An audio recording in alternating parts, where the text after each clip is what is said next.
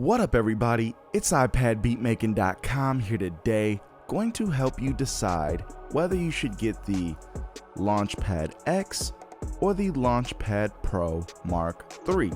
For those who intend to use Atom inside of a DAW such as AUM, which I think is probably currently the best DAW or DAW list solution to use Atom and a LaunchPad with, for a number of reasons. But these are on sale sometimes for like $160, $170. They normally go for $200.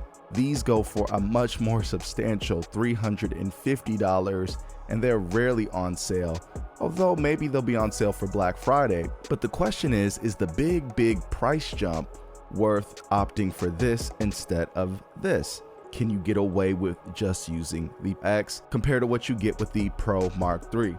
How's the workflow of the X? Is it intuitive? Is it pretty similar to that of the Pro Mark III? And does the Pro Mark III really add anything of significance to the workflow?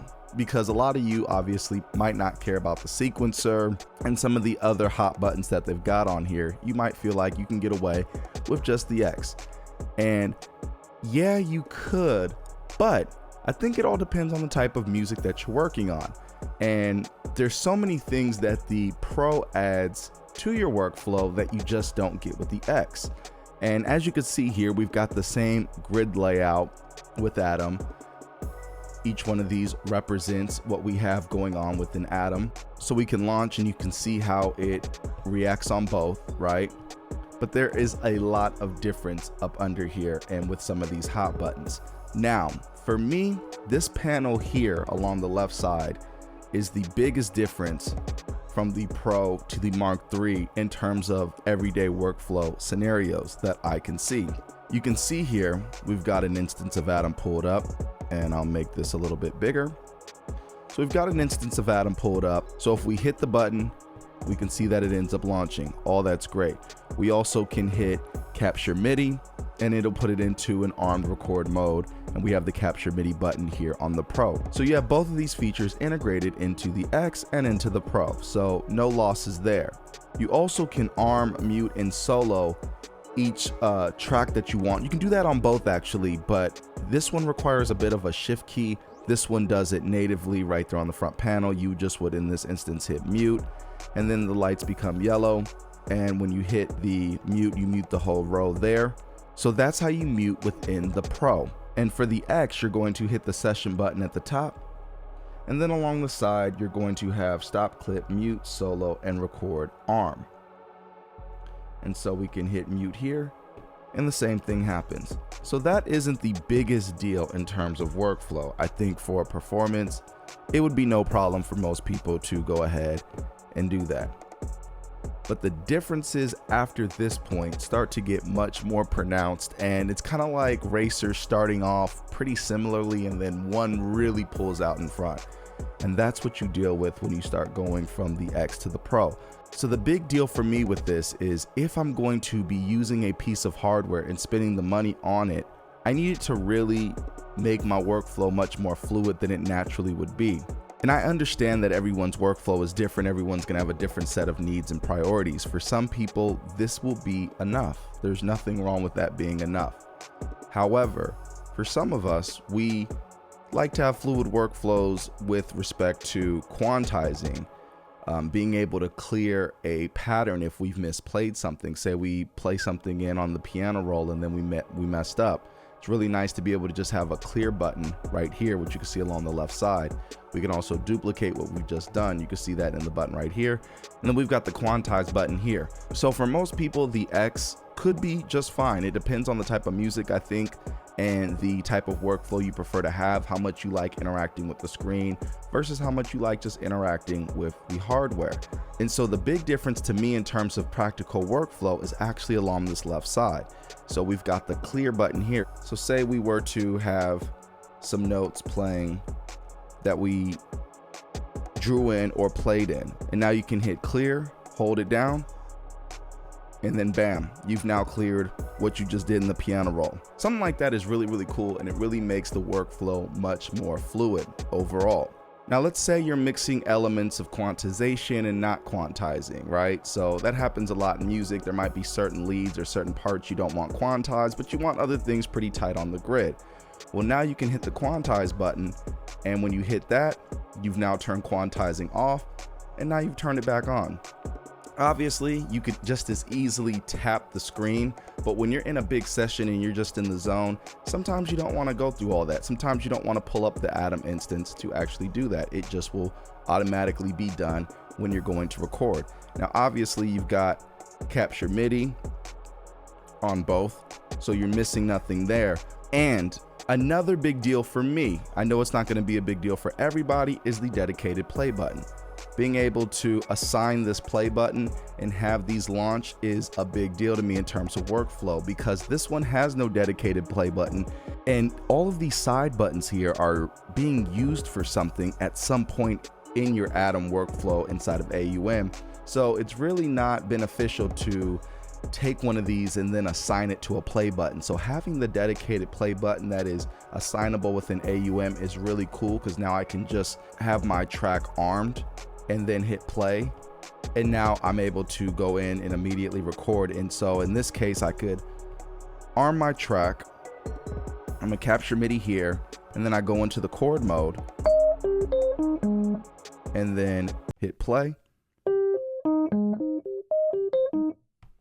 And I've changed this fixed length button into a stop button, so that immediately allows me to rewind, and then I can play it back. Oh, got to make sure I launch it, obviously.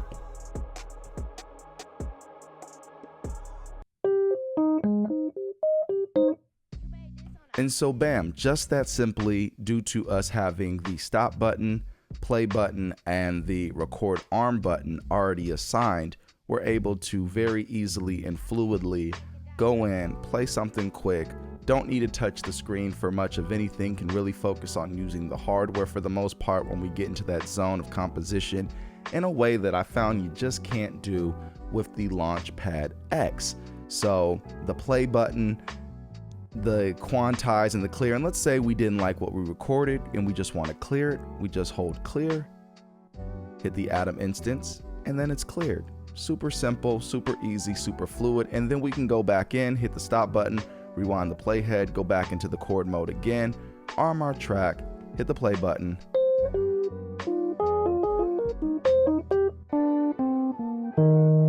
and we're done. It's just that simple. So I really recommend, to get the most out of the workflow, to go with the LaunchPad Pro. Spend the extra money if playing in real time live is something that really matters to you.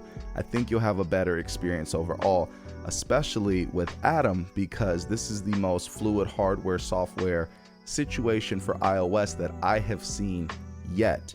So it really goes back to some of the vibes you get when you have a piece of software made for a piece of hardware, etc., where it just works, plug and play. It's really fluid, it makes a lot of sense.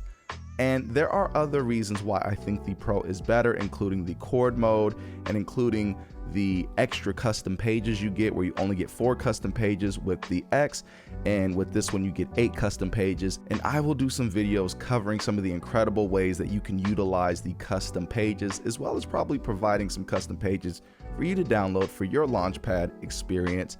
And I'll also talk about how I route my MIDI and some of these cool workflow shortcuts I've come up with. But overall, so far, I'm thinking this is one of the best devices that you can get for iOS if you intend to use it with Atom Piano Roll. And I really recommend you do and look into it. I know there's not that much out there right now, but don't worry, we're gonna get on top of making more videos showing this great integration, making beats, showing workflows, and again, those custom pages that are really going to shine, I think, when you see how we put together some incredible workflows for using AUM, Atom, and more with LaunchPad X and LaunchPad Pro.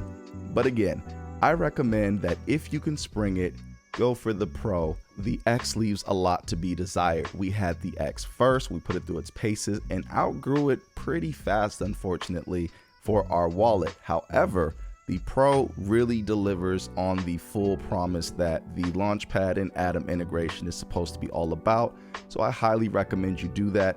Now, for those considering the Mini, depends on your kind of music, but again, you're not getting the velocity sensitive pads. You're also only getting 2 custom pages instead of the 4 of the X or the 8 of the Pro.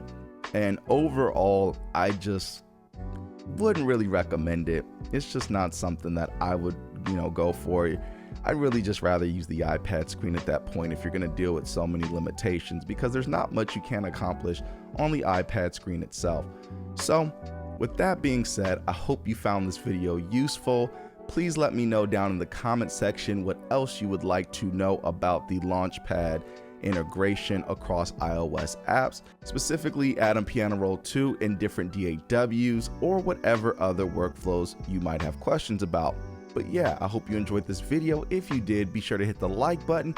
And if you aren't currently subscribed, be sure to hit the subscribe button and the notification bell so that you don't miss out on the latest news, tips, tricks, sales, beats, reviews, updates, and more. And be sure to check out some of the best kits for iOS at iPadBeatmaking.com. It's iPadBeatmaking.com. Peace.